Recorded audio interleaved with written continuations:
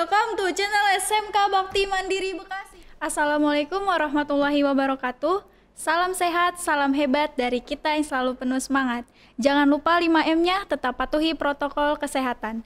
Selamat datang para pendengar, khususnya Bapak, Ibu, dan siswa-siswi SMK Bakti Mandiri Bekasi di acara podcast SMK Bakti Mandiri Bekasi dalam rangka sekolah di masa pandemi COVID-19 saat ini. Tentunya salah satu yang sangat berdampak kali ini adalah di bidang pendidikan. Bersama saya Siti Nurhayati dan ditemani Ibu Kepala Sekolah dari SMK Bina Mandiri Bekasi, Ibu Enda Sulistiani SPD MSI. Bagaimana Ibu kabarnya? Alhamdulillah sehat. Alhamdulillah baik ya Bu. Alhamdulillah selama ini masih diberi kesehatan sama Allah Ta'ala. Mungkin Ibu bisa jelasin sedikit tentang SMK Bina Mandiri, jurusannya ada apa aja, keunggulannya apa, dan Ibu pengen ke depannya itu kayak gimana? Baik, Mbak Siti, terima kasih kami ya, saya terutama sudah dipercaya artinya mengisi podcast ya Mbak. Iya. SMK Bakti Mandiri dan saya Kepala SMK Bina Mandiri. Bahwa SMK Bina Mandiri ini mungkin saya akan cerita sedikit ya Mbak tentang Bina Mandiri. Bahwa SMK Bina Mandiri ini berdiri pada tahun 2000 dan kepala sekolah pertama adalah almarhum Bapak Muryanto. Kemudian yang kedua yaitu Bapak Imade Supriyatna, dan alhamdulillah sekarang beliau sudah menjadi kepala kantor cabang dinas wilayah 2 Bogor, dan yang saya adalah kepala SMK Bina Mandiri yang ketiga. Nah kemudian pada masa Pak Muryanto itu Bina Mandiri hanya satu jurusan Mbak. Jadi jurusannya itu dulu adalah teknik otomotif ya, itu tahun 2000. Kemudian berkembang tahun 2005 bahwa Bina Mandiri itu membuka jurusan yang kedua yaitu teknik komputer dan jaringan. Kemudian yang tahun 2010 itu berkembang lagi ya karena alhamdulillah dipercaya oleh masyarakat. Maka jurusan yang ketiga adalah TBSM yaitu teknik bisnis sepeda motor. Nah ini semua Mbak, alhamdulillah sekarang muridnya itu 1493. Nah alhamdulillah masyarakat memberi kepercayaan pada SMK Bina Mandiri. Nah kemudian Mbak, tadi ditanyakan apa keunggulannya, ya kan? Kalau menurut saya, jadi semua jurusan ini adalah unggul. Karena apa? Jurusan TBSM itu dia memiliki kerjasama dengan Astra Honda Motor. Jadi kita main dealernya adalah di Bandung yaitu di Cipta Motora. Kemudian, nah itu kita disupport semuanya oleh Honda. Kemudian lulusannya pun juga ditempatkan di bengkel-bengkel ahas, dan alhamdulillah juga lulusannya ada yang di Jepang dan ada pula yang di sini yaitu menjadi karyawan Astra Honda Motor yang ada di Sunter. Ada banyak lagi di bengkel-bengkel ahas. Kemudian yang TKR juga sama Mbak. Yang TKR itu juga kita bekerja sama dengan Hyundai, kemudian dengan Mitsubishi, dengan Suzuki, dengan Isuzu, dengan kemudian dengan Toyota, dan ada beberapa lagi yang tidak mungkin saya sebutkan satu persatu. Nah ini semua juga alumni kita juga menjadi ada yang di bengkel-bengkelnya, ada yang di perusahaan-perusahaannya, ada yang menjadi karyawan, dan bahkan ada yang menjadi supervisor dalam suatu perusahaan. Alhamdulillah perusahaan-perusahaan mengakui bahwa lulusan SMK Bina Mandiri ini bisa diandalkan. Kemudian yang TKJ juga sama Mbak. Yang TKJ ini banyak dia bisa di perusahaan ataupun dia menjadi supplier komputer. Jadi ada beberapa yang usaha sendiri maupun dia di perusahaan-perusahaan, bahkan ada yang bekerja di provider Mbak. Jadi ada jurusan alumni jurusan TKJ ini yang kerja di provider, dia men-setting dan semuanya yang ada di provider itu. Kemudian ada juga yang lulusannya ada di Jepang, Mbak. Jadi ada dari jurusan TKJ itu ada 2 orang ya yang di Jepang, sekarang alhamdulillah sudah selesai. Nah di Jepang ini dia berusaha untuk mempelajari bahasa Jepang, kemudian dia ke perusahaan dan dia sekarang sudah kerja, dan dia mempunyai MOU atau kerjasama perjanjiannya itu 5,5 tahun. Jadi nanti setelah 5,5 tahun itu bebas, terserah dia mau terus di Jepang atau kembali lagi ke Indonesia mengembangkan kompetensinya yang ada di Jepang ke Indonesia. Kalau boleh tahu Ibu punya harapan apa buat anak-anak yang udah kerja di Jepang? Banyak, Mbak. Jadi secara pribadi maupun lembaga, bahwa anak-anak SMK ini ya mohon maaf ya, bukan mengecilkan arti semuanya, tapi memang kenyataan seperti itu, bahwa anak-anak SMK ini kan golongan menengah ke bawah. Nah, Ibu ingin dengan niat mengirimkan mereka dan Ibu MOU tahun 2015 ke Jepang, yaitu dengan harapan yang pertama bisa meningkatkan taraf hidup mereka. Jadi yang mau berangkat ke Jepang, nah itu waktu itu juga kita support ya biayanya, kita pinjami, kemudian mereka alhamdulillah bisa berangkat. Dan harapannya banyak, Mbak, diantaranya itu tadi yang saya sebutkan, bahwa secara pribadi maupun lembaga saya menginginkan bahwa anak-anak ini mempunyai taraf hidup yang lebih baik. Kemudian yang kedua, karena dia bekerja dan studi ya di Jepang, itu yang pertama dia pelajari adalah bahasa. Tentunya dengan menggunakan bahasa Jepang, maka mereka ada nilai plus di sini.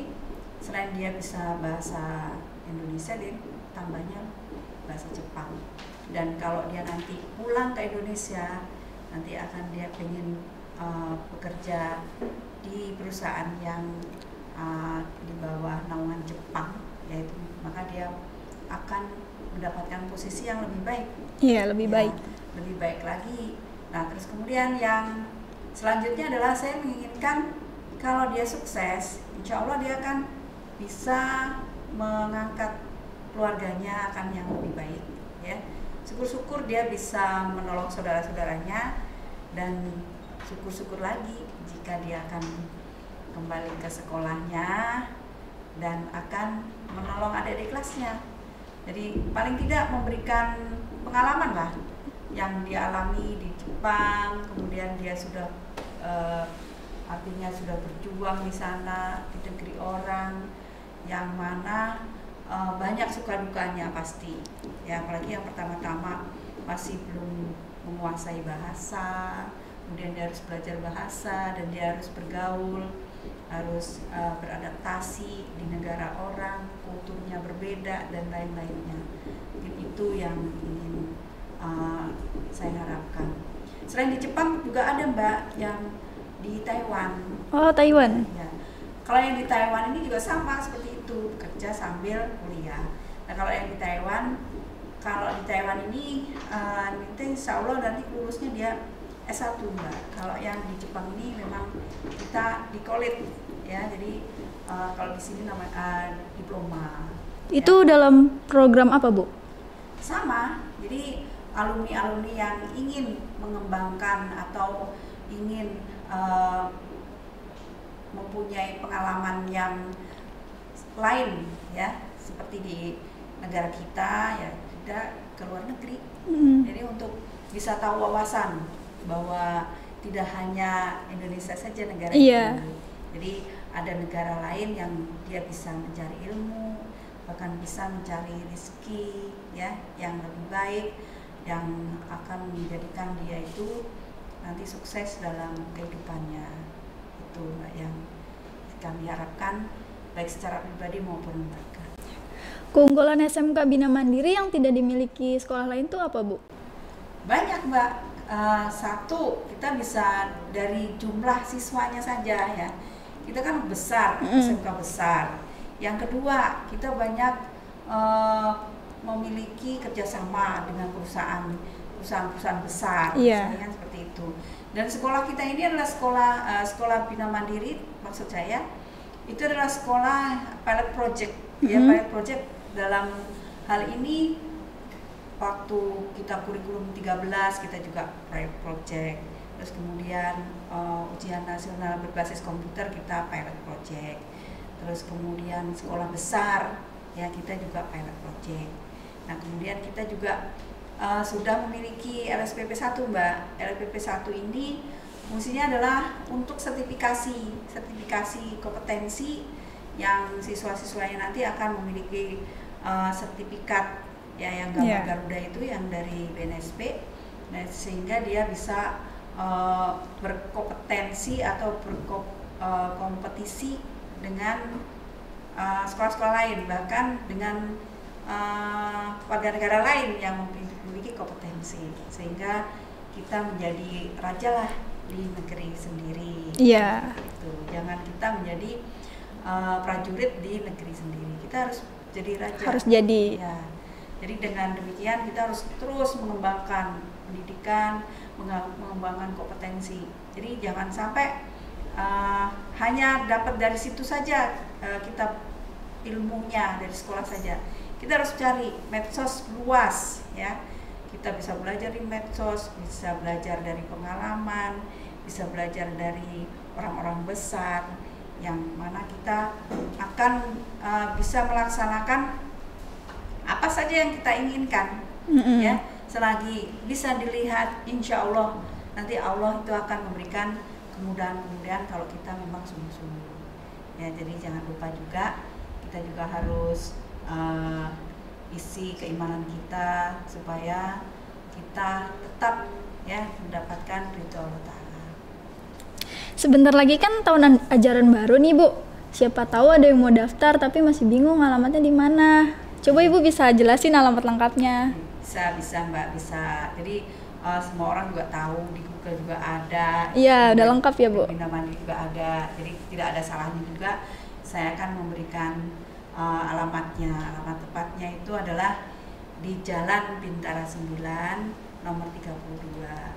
Nah, ini di Bekasi Barat, di Kecamatan Danadel, Bekasi Barat. Kemudian kelurahannya adalah Bintara, Kota Bekasi ada di Jawa Barat. Nah, nomor teleponnya adalah 021 886 0686. Nah, kemudian webnya nanti bisa diminta sama Mbak Siti. Iya, bisa. Ya, emailnya juga ada di sana. Nah, alamat webnya juga ada. Nah, di dalam web itu juga ada beberapa yang sudah dimasukkan apa-apa yang sudah dicapai oleh Bina Mandiri. Iya, reward ya, Bu. Para pemirsa ataupun siapa yang pengguna ataupun ingin mengetahui beberapa informasi dari SMK Bina Mandiri, nah silahkan kunjungi laman web yang kita miliki. Jangan lupa dicatat ya. Selain itu juga SMK Bina Mandiri ini juga termasuk sekolah besar, Mbak, karena muridnya yang banyak, sehingga sekolah-sekolah yang ada di sekitar sekolah SMK Bina Mandiri, karena SMK Bina Mandiri ini terletak di Bekasi Barat ya Mbak ya, jadi ada beberapa sekolah yang di Bekasi Barat yang kurang memiliki sarana prasarana yang lengkap, maka sekolah-sekolah itu akan bergabung dengan Bina Mandiri menggunakan fasilitas yang Bina Mandiri miliki. Contohnya kalau untuk yang kemarin SMP 22 ya, jadi karena masih pertama sebelum pandemi melaksanakan UNBK ya, karena belum memiliki fasilitas maka bergabung di Bina Mandiri. Kemudian juga tahun ini SD yang ada di sekitar Bina Mandiri juga akan menggunakan fasilitas yang ada di Bina Mandiri karena akan melaksanakan AKM ya. Jadi nanti insya Allah bulan Oktober. Nah kemudian juga yang PKBM ini adalah sekolah yang menerbitkan yaitu ujian persamaan. Ujian persamaan ini udah beberapa tahun ini juga melaksanakan ujiannya, AKM-nya nanti juga akan bergabung di SMK Bina Mandiri. Mungkin itu Mbak yang keunggulan-keunggulan yang ada di Bina Mandiri. Dan saya ucapkan terima kasih kepada masyarakat yang sudah percaya kepada SMK Bina Mandiri untuk menitipkan putra-putrinya bersekolah ataupun mengenyam pendidikan di SMK Bina Mandiri. Langsung aja kita ngomong-ngomong nih sama Ibu Endah terkait pembelajaran jarak jauh yang biasa disebut daring. Udah siap, Bu? Nah, insya Allah ya. Jadi memang kemarin itu secara tiba-tiba memang Allah itu memberikan kita pelajaran ya, dan semuanya itu ada hikmahnya. Jadi memang Mas Menteri mencanangkan bahwa kita belajar merdeka yang benar-benar merdeka. Sekarang ini belajar yang sambil nungging, hiburan, ambil rebahan, ya, ambil rebahan, sambil tengkurap ya, sambil dengerin musik, lagu dan sebagainya. Emang benar-benar merdeka belajar. Tapi dari sana kita ambillah hikmahnya. Iya. Nah kemudian karena pendidikan dikejutkan dengan mendadak ya. Iya, mendadak banget. Dengan daring ya, jadi model pembelajaran daring. Maka ya apa saja yang sudah bisa dimiliki atau yang sudah dipisahin oleh para bapak ibu guru, dan kita juga harus memikirkan karena ya SMK tadi kembali lagi yaitu adalah golongan menengah ke bawah ya. Jadi jangankan untuk membeli pulsa kan gitu ya, untuk bayaran SPP aja ya alhamdulillah masih ada yang bayar, walaupun banyak sekali yang belum bisa bayar. Nah kenapa? Ya seperti itu tadi ya, semuanya berubah sehingga kami nih pihak sekolah jadi membuat artinya mengemas daring ini yang mana bisa dijangkau oleh seluruhnya. Jadi ada yang mungkin menggunakan Google Classroom, ada yang menggunakan WA, ada yang menggunakan apalagi itu Zoom meeting ya, Zoom meeting yang gratis-gratis dah pokoknya. Jadi supaya apa? Supaya gurunya pun juga ngirit terutama siswanya juga tidak keberatan, misalnya tidak merasa keberatan untuk merasakan daring, dan itu pun juga fleksibel. Kalau datang ke sekolah masih dilayani. Jadi kalau tidak punya yang tidak punya kuota dan tidak punya HP yang sesuai dengan Android ya, nah, itu diharapkan bisa ke sekolah, dia menggunakan fasilitas sekolah, wifi, dan kemudian dipinjami laptop. Jadi sehingga bisa menggunakan tetap belajar daring, tapi tidak klasikal di sini. Paling 1-2 orang atau berapa yang bisa, atau bahkan kadang-kadang mereka membentuk kelompok ya, kelompok untuk kalau yang punya HP-nya siapa, nah yang rumahnya dekat, nah dia datang dia, tapi tentunya dengan tidak mengesampingkan protokol kesehatan, itu 5M itu tetap digunakan supaya kita aman semuanya. Dan sekolah pun karena SMK maka diperbolehkan untuk tatap muka yang produktif ya. Kalau teori memang pakai daring, tapi kalau praktek kita tetap mengindahkan protokol kesehatan hanya 2 jam. 2 jam, Bu? Ya, 2 jam melaksanakan praktek. Nah, itu pun juga 1/4 dari jumlah kelas. Jadi kalau kelasnya 36 maka hanya 9 orang. Iya, dibagi sesi. Ya, dibagi sesi. Jadi sesi 1 9 orang, 2 jam pulang. Terus kemudian 2 jam lagi sampai 4 sesi. Iya. Nah, itu pun juga tidak boleh istirahat, juga tidak boleh masuk kantin. Pulangnya pun juga kita giring pulang. Nggak boleh kemana-mana. Kemana-mana karena untuk melindungi supaya tidak COVID-19 ini tidak menjangkit ataupun tidak menyebar. Tuh, Mbak. Apa sih Bu masalah utama terkaitnya kurangnya fasilitas untuk mensupport pembelajaran di masa pandemi? Jadi begini Mbak, karena pandemi ini kan mendadak tadi yang saya katakan. Karena mendadak, maka kita ini mencari pola. Mencari pola itu apa? Pola apa yang cocok untuk pembelajaran sistem daring ini. Jadi supaya yang gurunya juga enak, siswanya juga enak, sekolahnya juga enak. Nah, pemerintah pun juga enak. Kan jadi seperti itu. Nah, kita kan juga ada bantuan-bantuan dari pemerintah maupun dari provider ya.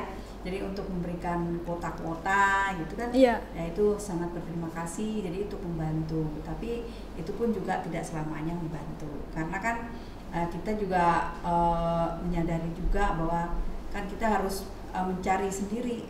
Artinya kita harus mencari berinovasi sendiri. Supaya apa? Supaya kita sama-sama tidak memberatkan. Pemerintah tidak berat, sekolah tidak berat, orang tua tidak berat, dan guru pun juga tidak berat. Tetapi tujuannya adalah satu, yaitu anak-anak ini mempunyai kompetensi yang lebih baik.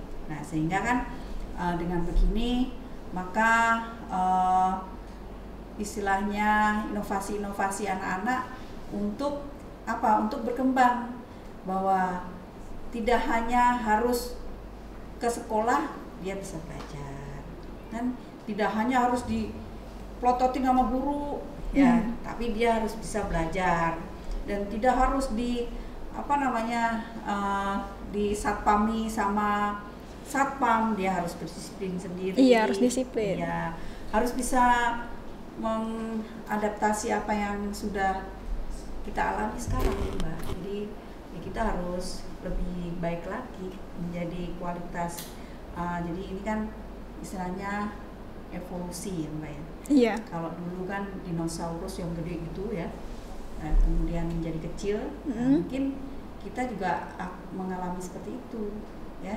Jadi bisa evolusi dalam kehidupan ini. Siapa yang masih bertahan hidup ya, siapa yang ini ya berarti kita lolos dari evolusi itu, sehingga kita menjadi manusia yang lebih baik lagi. Mungkin itu. Menurut Ibu gimana kesan pembelajaran selama di masa pandemi ini? Kalau menurut saya ya ini harus kita jalani ya. Kalau memang ini ya kita harus bisa menerima. Iya. Ya, bisa menerima. Bahkan orang tua pun ngeluh-ngeluh, katanya waduh gini gitu. Nah ini adalah tatanan baru, istilahnya seperti itu. Dan anaknya pun juga kita harus ajari mandiri. Jadi begitu. Jadi tidak selalu anak pun juga tidak sedikit-sedikit ibu, mama, ya. Dia harus bisa sendiri. Jadi harus diajarin, misalnya kan gitu. Nah, baik orang tua maupun guru yang harus ngajarin, dan seharusnya guru itu mengadakan semacam terutama yang wali kelas gitu ya, istilahnya audien lah. Iya. Walaupun baik secara Google Meeting ataupun Zoom meeting. Jadi sebaiknya seperti itu. Jadi sekolah mengadakan tatap muka. Bukan, koordinasi. Oh, koordinasi. Kalau tatap muka kan belum boleh. Ya, jadi koordinasi. Kalaupun tatap muka boleh juga, tapi dibatasi. Ya kan nggak boleh lebih dari itu. Jadi kita kasih tahu bahwa kalau ini seperti ini seperti ini, sehingga tidak ada permasalahan yang memberatkan semua pihak. Seperti itu. Apa aja sih cara Ibu untuk meningkatkan pembelajaran efektif di masa pandemi? Nah, kalau saya berpikir, dan ini juga saya coba sedikit-sedikit, istilahnya kan seperti itu. Jadi kita nanti adakan suatu kayak pelatihan di workshop. Jadi kita datangkanlah pakar yang sudah istilahnya membuat media pembelajaran, dan kita guru-guru ini kita asah, istilahnya seperti itu. Jadi guru-guru kita latih, dan kemudian nanti guru ini akan melatih siswa-siswinya, sehingga kita dalam pandemi ini belajarnya tidak ada permasalahan yang signifikan. Ya kalaupun tatap muka dengan ini ya pasti berbeda. Iya. Iya kan. Kemudian daya tangkapnya pun juga kan berbeda, ya kan. Tadinya kan melihat, mendengar kan gitu ya. Terus kemudian sekarang hanya mendengar saja, ataupun ada beberapa hal yang hanya melihat ada di Google Meeting ya. Nah kemudian ada yang di Google Classroom, ada yang WA aja kan ya, seperti itu. Nah dari itu maka kita beradaptasi lah. Jadi antara guru dan siswa ini kita mengadakan kayak semacam survei gitu ya. Jadi apa kira-kira yang mereka bisa tangkap dengan baik, dan guru pun juga merasa enjoy untuk belajar. Nah ini yang akan kami dan sedang kami laksanakan hal seperti itu. Dan nanti mungkin kita juga akan mendatangkan untuk yang membuat pembelajaran yang efektif untuk menghadapi pandemi. Kegiatan sekolah apa aja yang udah Ibu lakuin di saat masa pandemi? Karena kan banyak sekolah-sekolah lain tuh yang udah ngelakuin strategi-strategi yang kreatif di masa pandemi. Banyak. Jadi kalau yang untuk prakerin waktu itu kan ya, yang salah satunya ya, prakerin yang kita seharusnya kan tatap muka ke perusahaan. Iya, ke PT. Nah, sekarang kita kerjasama ini sama dengan yang seperti itu ya, kayak online gitu loh. Iya. Jadi mereka itu berusaha dengan ilmu-ilmu yang ada, seperti mengadakan pakai Instagram, kemudian pakai Facebook. Jadi untuk bekerja atau melaksanakan prakerin yang seharusnya dia tatap muka di perusahaan, karena perusahaannya pun juga banyak karyawannya yang terjangkit COVID ya, sehingga kan kita juga nggak berani. Iya, nggak berani Mbak kita, sehingga ya kita cari cara lah supaya gimana siswa-siswi ini mempunyai kegiatan. Nah sekarang alhamdulillah ya sudah boleh prakerin, tinggal izin dari pihak perusahaan, pihak orang tua. Kalau sekolah sih ikut aja Mbak. Iya. Kalau orang tua dan perusahaan sudah mengizinkan dan anaknya ingin mau prakerin di sana, ya kita mengizinkan.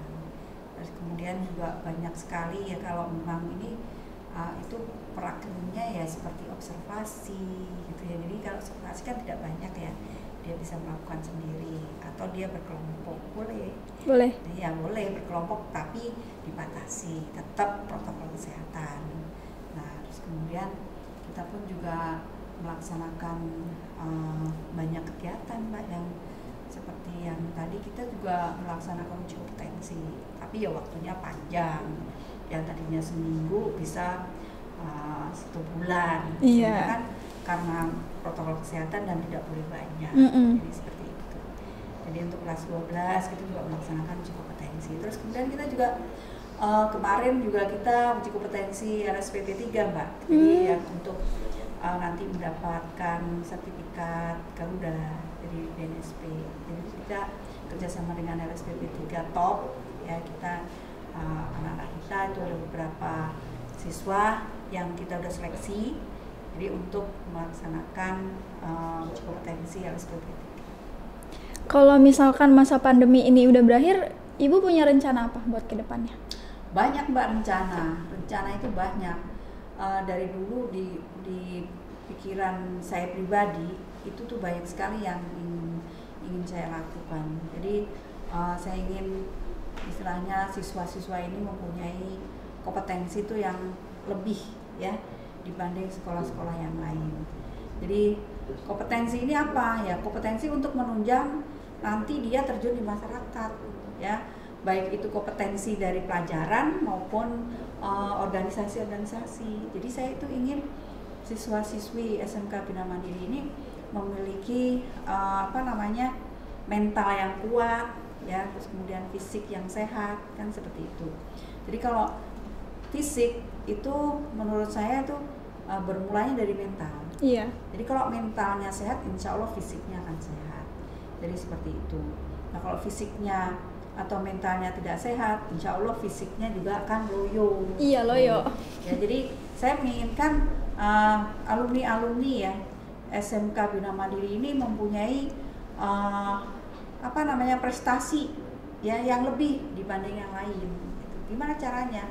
Kan kita kasih motivasi, kasih tambahan kompetensi, ya semau dia gitu. Jadi saya menginginkan ya kalau saya boleh menginginkan ya yang sekolah yang banyak, nanti alumninya juga akan sukses banyak. Dan saya juga ingin setiap anak yang masuk itu saya tantangin 10 tahun ke depan.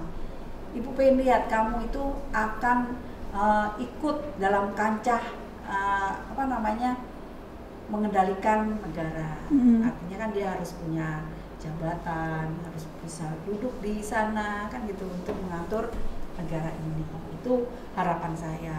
Jadi banyak jalan menuju Roma. Jadi tidak hanya dari Bina Mandiri saja, dia juga harus membekali dirinya untuk supaya maju. Setiap tahun pasti ada yang keluar negeri kan, Bu? Insya Allah ada. Ada yang karena ini pandemi maka ya kita stop dulu. Jadi seperti itu. Nah kalau yang nanti kalau setelah pandemi, insya Allah itu anak-anak yang di sana pun juga nggak bisa kemana-mana. Iya, nggak boleh ke Indo. Ya, kalaupun ke sini ya boleh, nanti balik ke sana dia di karantina harus bayar sendiri, mahal bayarnya, 1 hari itu berapa gitu. Sehingga mereka juga nggak berani pulang ya kalau masih belum selesai.